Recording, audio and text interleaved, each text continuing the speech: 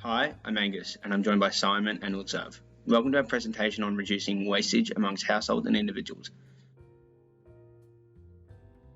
Over the next few slides, Utsav, Simon, and myself will go through the integrated thinking process in developing models that will be the building blocks to the overall solution in a newer and more innovative model that helps best address the problem of how we can limit wastage amongst households and individuals, but also make climate responsibility as personal to people as possible.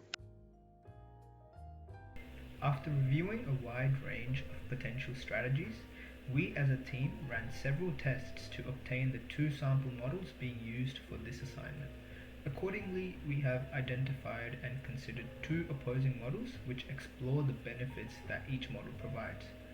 Ultimately, through the integrative thinking framework, we have come up with a suitable solution for our problem.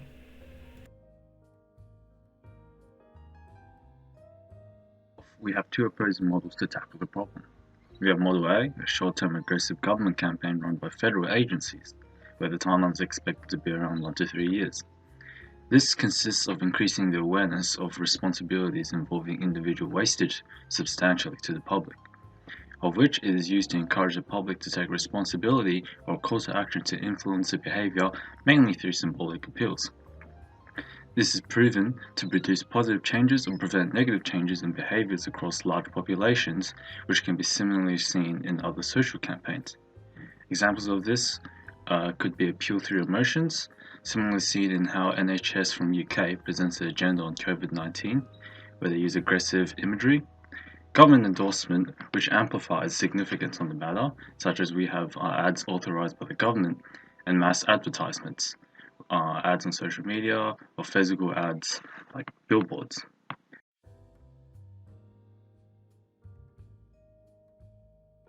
We have Model B, which is a medium-term incentivized education project run by state agencies.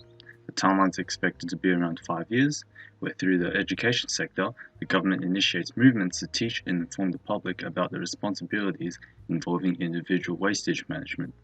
The significance of this model is how it helps members of the society learn and prevent mistakes from happening in the future. However, the onus are on individual state governments to run the program alone with no budgeting and implementation, with schools incentivized to run the program with additional funding.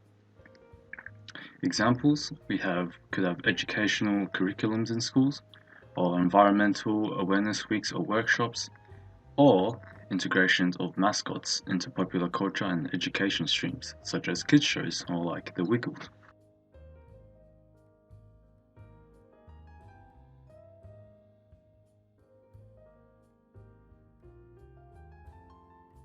Model A, as alluded to before by Simon, is a short-term government-sponsored advertising campaign, but at its very core sends a message of conscientious waste handling to be quickly ingrained into society. This constant messaging through the medium of TV ensures that this messaging can be consumed by a vast variety of the target audience. The consistent and powerful messaging will have a positive effect on the waste habits of this target audience. Furthermore, the usage of government logos and brands and slogans adds a certain sense of credibility to the situation and a seriousness that will likely add weight to the power of the message coming through.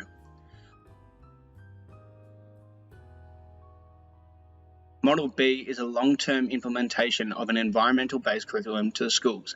It is to be rolled out independently and at the discretion of the state governments. This will be run over 5 years and will allow the students of Australia to grow up with an ingrained sense of environmental conscientiousness. This will then create a ripple effect, as hopefully they will pass on these attitudes to the next generations. This long-term project will not only change short-term perceptions in the public eye, but the curriculum will also allow for self-sufficiency over time. So what are the differences and similarity between Model A and Model B? Well, they both address the question overall. They both utilise the power of government and individuals. The efficiency of both models are similar in terms of how they're perceived by the public. Public money is also being used by both Model A and Model B. In terms of differences, Model A is a short-term project. It runs for 1 to 3 years, whereas Model B will run for up to 5 years.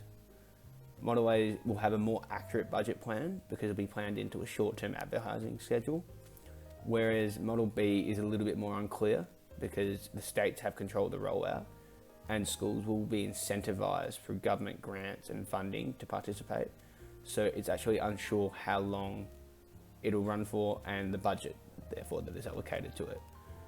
Model A is more likely to be immediately effective, whereas Model B is more likely to be slowly ingrained into the social fabric. Model B is handled by the state government, whereas Model A is handled by the federal government exclusively. Model A's message cannot be homogenous, as it has to be tailored to a specific target audience, whereas Model B's message can be homogenous, as it will be utilised as part of a statewide curriculum.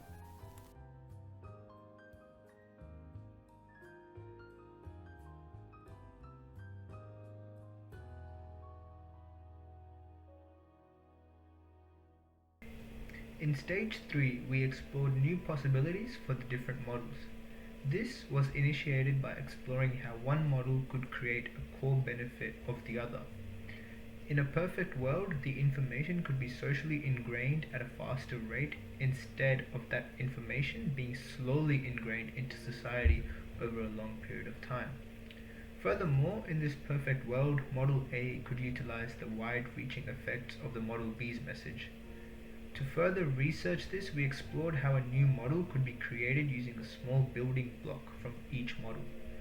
The immediate effectiveness of Model A in comparison to the long-lasting effect of Model B could be utilized into an effective short-term model that enables the lasting effects of climate change to be realized by the Australian population. This can form a potential ripple effect and heighten the urgency of the message. To allow this message to have an optimal impact, a wide range of sources of power will have to be utilized. These include, but are not limited to, government, companies, celebrities, famous icons, and many others.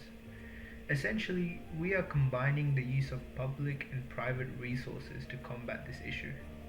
However, we need to ensure that the message is not construed for anything but the greater good of humanity.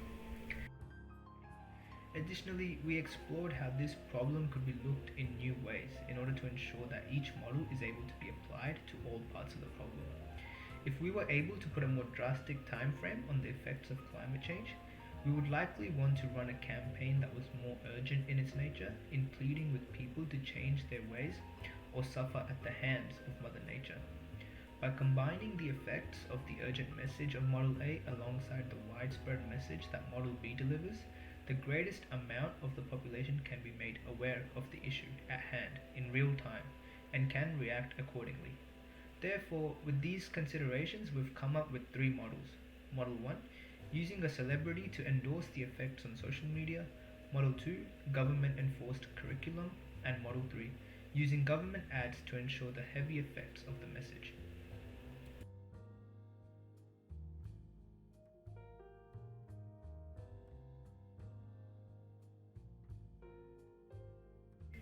Moving on, we aim to assess the prototype via embedding the model's focus and weighing the pros and cons against each other.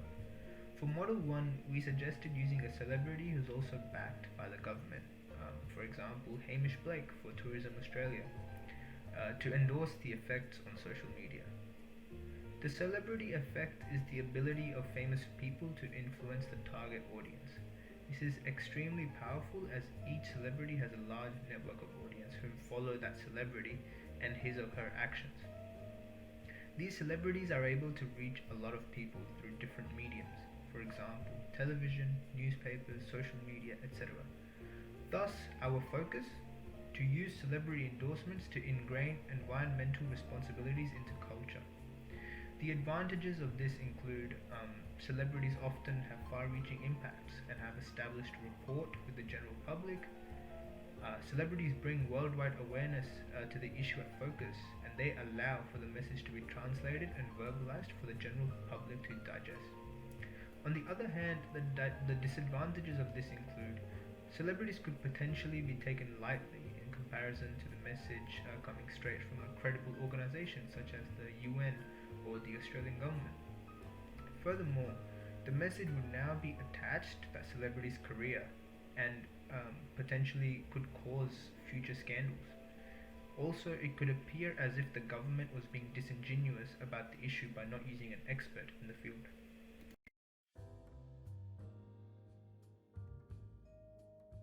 Model 2. Government endorsed advertisements. This will run for 2 to 3 years, and the focus of this model is to use heavy advertisements sponsored by the government to spearhead a message into the Australian public. Essentially, it's a call for action. The key aspect is mandatory inclusion in all forms of entertainment. That includes social events such as festivals, TV shows, social media, etc.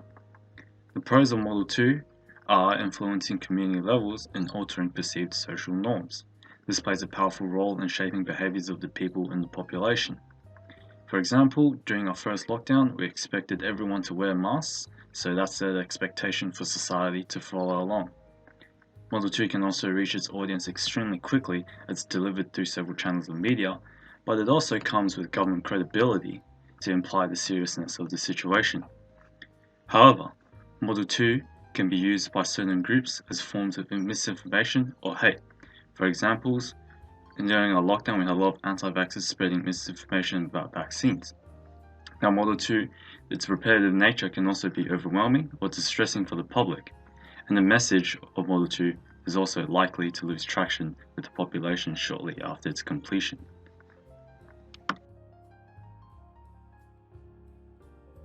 Model 3 introduces a mandatory environmental curriculum to the Australian schooling system.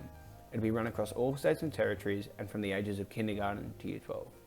The federal government will be taking complete control with mandatory guidelines on how the programs are to be implemented and budgeted across the 10 years.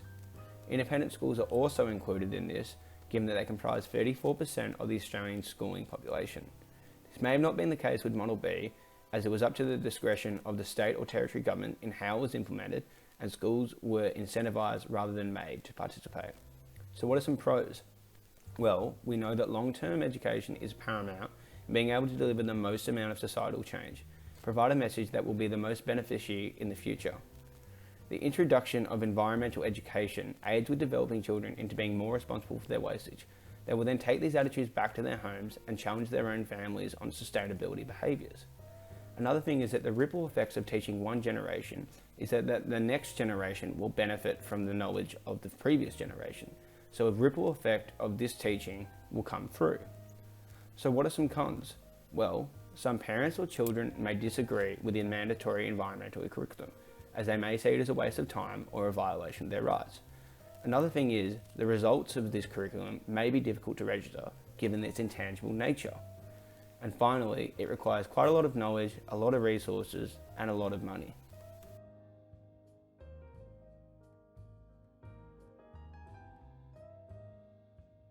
As such, we recommend Model 3, the government enforced curriculum, as a solution.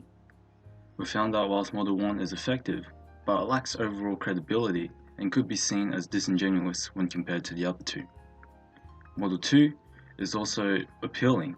However, we not only found that the risks associated with disinformation and the overwhelming factor for the public can be too high, but it's also too short term in terms of effectiveness when compared to the other two. As such, we chose Model 3 for its self-sufficiency over the long term, how it maintains a certain level of credibility and sustained effectiveness, and the changing of generational behaviours through the ripple effect. These are all factors that are highly attractive to us, and we believe that this is the solution that will make long-term change to solve our problem. Model 3, unlike Model 1 and Model 2, allows for the effects of environmental sustainable attitudes to be long-lasting and have the greatest effect on Australia's national attitude towards sustainability.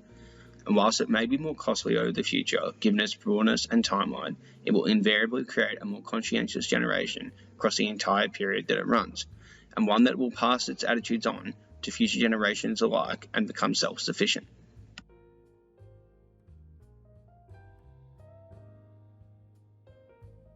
In conclusion, we came up with 3 differing models, which comprise of a compulsory education system, a celebrity brand ambassador, and a government ad campaign. For utilising an integrated thinking process, we've come to the conclusion that Model 3 for a mandatory environmental education system over 10 years is best placed to answer the problem of trying to put the onus back on households and individuals in the face of a growing climate crisis. Thank you very much for listening.